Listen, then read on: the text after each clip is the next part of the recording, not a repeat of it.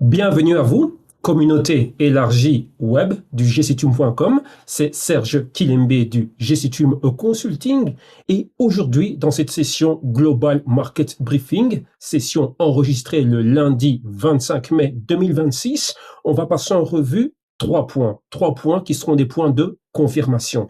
Sans plus attendre, on va commencer par le point numéro 1. Maintenant, nous passons à une nouvelle ère et c'est la fête sous Kevin Watch. Et Kevin Watch a pas mal de défis qui l'attendent. Et donc là, écoutons ce petit segment vidéo.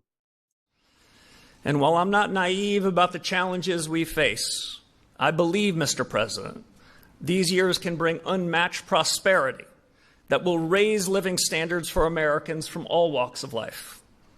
And the Fed has something to do with it. Maintenant, le deuxième point sur lequel j'aimerais revenir, nous devons repartir un peu en arrière et on va au mercredi 20 mai 2026. Que s'est-il passé après la clôture des marchés financiers? Il y a eu la publication des résultats trimestriels de Nvidia, quelque chose de super important, en sachant que Nvidia est un indicateur, et oui, c'est la plus grande compagnie en termes de capitalisation boursière. C'est aussi l'indicateur clé du sentiment en regard à la IA, donc ce qu'on appelle le fameux AI trade. Bien évidemment, Nvidia domine la pose de l'infrastructure physique de la IA et trimestre après trimestre, un beat des revenus. Donc, Nvidia est en train de battre les estimations de Wall Street et nous montre que l'appétit est insatiable. Et en gros, là, je fais référence au fameux CAPEX, c'est-à-dire le Capital Expenditures des hyperscalers comme Microsoft, Amazon et autres entités comme ça, qui dépensent à hauteur de 800 milliards de dollars par an et cela pourrait grimper pour atteindre les 1000 milliards de dollars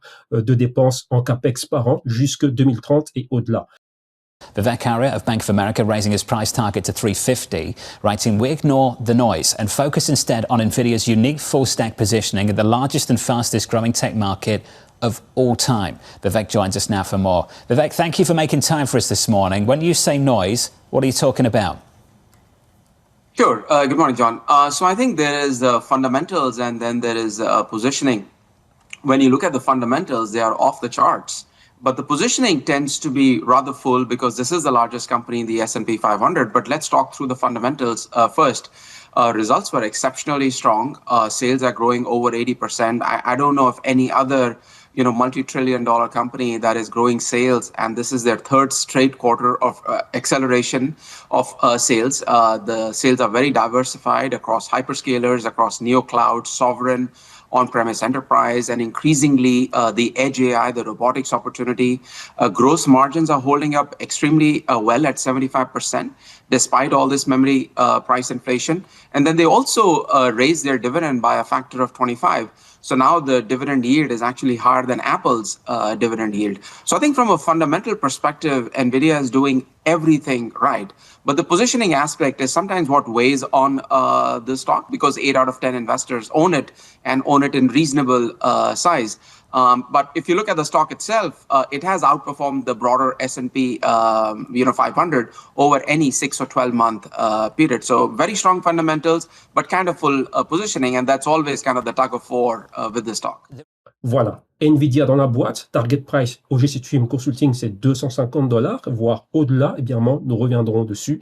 Et maintenant nous terminons par ce qui se passe au sein du crypto market et bien plus spécifiquement sur le Bitcoin. Il faut noter un point clé, et ça c'est le point sur lequel moi j'aimerais me concentrer dans cette session, c'est que BTC est en train de souffrir à court terme, je dirais même à moyen terme, une pression vendeuse.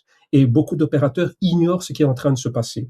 Qu'est-ce qui se passe? D'où provient cette pression vendeuse? Vous devez comprendre qu'il y avait pas mal de mineurs, donc il y a quelques années, qui avaient fait des gros cartons lorsque ils étaient les proxys du Bitcoin. Donc en gros, beaucoup d'institutions ne pouvaient pas investir directement dans le Bitcoin et donc elles sont passées par des proxys. Et ces proxys, c'était quoi? C'était des compagnies qui traitent publiquement et c'était des compagnies qui minaient le BTC. Donc il y a eu un méga boom et donc tout le monde voulait être dedans. Donc nous, on a capitalisé énormément sur ces actifs. Maintenant, qu'est-ce qui se passe? Les conditions de financement pour ces mêmes compagnies se sont durcies. Donc depuis la hausse des taux d'intérêt qui était survenue en mars 2022, eh bien le momentum est passé. Donc, on est passé des proxy Bitcoin au BTC lui-même. Il n'y a pas qu'à des compagnies de trésorerie comme stratégie et nous avons des ETF spots comme ceux de BlackRock. Et donc, ces compagnies, leur business model a dû être révisé et, comment dirais-je, a dû être revu. La clé, c'est quoi? C'est qu'avec l'avènement de la IA, le thème IA et l'engouement et le FOMO IA a effacé, si vous voulez, l'engouement pour les compagnies proxy BTC. Et donc, ces compagnies, je ne dirais pas qu'elles passent par une phase de crise existentielle, mais il faut qu'elles revoient leur business model. Et quoi de mieux que, elles détiennent l'infrastructure, donc pas mal de GPU. Certaines entités détiennent des actifs énergétiques. Et donc, qu'est-ce que cela fait? Ce sont des atouts qui leur permettent de faire une transition, passer du Bitcoin mining vers la HPC. Donc, le High Performance Computing, c'est l'énergie nécessaire à la puissance de calcul qui alimente les modèles LLM comme ChatGPT et autres. Et donc, ça, c'est un business model qui est top, qui leur garantit, de la demande, du financement, et bien, être perçu différemment. Quand je dis différemment, c'est quoi? C'est avoir les faveurs des grands banquiers de Wall Street et des investisseurs, vu le méga momentum de la IA. Maintenant, qu'est-ce que cela signifie pour le BTC? Pourquoi je parle d'une pression vendeuse? C'est que dans certains cas, ces entités qui sont petites ont des notes de crédit qui sont super élevées, donc un coût de capital qui peut être, on va dire, restrictif. Dans certains cas, qu'est-ce qu'elles peuvent faire pour se financer? Si BTC continue, on va dire, de chuter, ces entités, elles vont faire quoi? Elles vont revendre du BTC. Donc voilà, je m'arrête ici. Si vous voulez en savoir plus, n'oubliez pas, il faudra investir dans votre souscription. Vous venez au www.jcfusion.com, vous regardez ce que nous avons, vous cliquez sur Sophia, vous regardez encore quelles sont les modalités, vous nous contactez et on reviendra vers vous pour vous expliquer comment procéder. Et donc là, vous aurez accès à ce que nous faisons en interne. Donc qu'est-ce que ça veut dire? Le procédé systématique que j'emploie personnellement pour me permettre d'avoir une lecture et une interprétation et un brainstorming de très haut niveau concernant tout ce qui passe au niveau macro et au niveau micro, et ensuite comment déployer les capitaux et générer du alpha tout au long de l'année. Donc voilà en gros ce que nous faisons, et là, je vous retrouve de l'autre côté. Un grand merci à vous tous. Ciao. Note d'avertissement. Avertissement concernant la portée et l'objectif du rapport. Le présent rapport a été préparé exclusivement à des fins informatives et analytiques, conformément à l'approche rigoureuse et orientée vers les résultats de Serge Kilembe et JC Twin Consulting.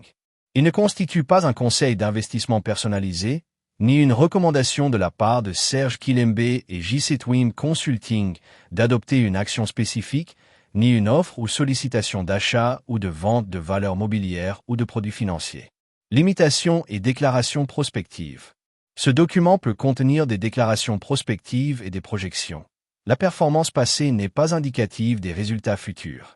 Ni Serge Kilembe ni aucune de ses filiales ne font de représentation ou garantie, expresse ou implicite, quant à l'exactitude ou à l'exhaustivité des affirmations ou des informations contenues dans ce document et déclinent toute responsabilité quant à la confiance accordée à ces informations pour quelque usage que ce soit. Adéquation et destinataire. Ce rapport s'adresse aux directeurs des investissements d'institutions financières, ainsi qu'aux investisseurs accrédités et qualifiés ayant une forte tolérance au risque.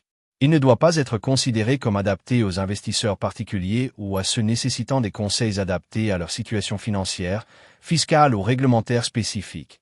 Les destinataires doivent eux-mêmes évaluer la pertinence de tout investissement, le cas échéant, consulter leurs conseillers juridiques, fiscaux et financiers. Portée institutionnelle et responsabilité. Les informations et opinions contenues dans ce document reflètent l'analyse et le jugement professionnel de Serge Kilembe et JC Twin Consulting à la date d'émission et peuvent être modifiées sans préavis. Les valeurs, estimations et hypothèses utilisées sont indicatives et peuvent varier selon les conditions de marché et les facteurs externes. Par conséquent, les lecteurs ne doivent pas fonder leurs décisions d'investissement uniquement sur ce document.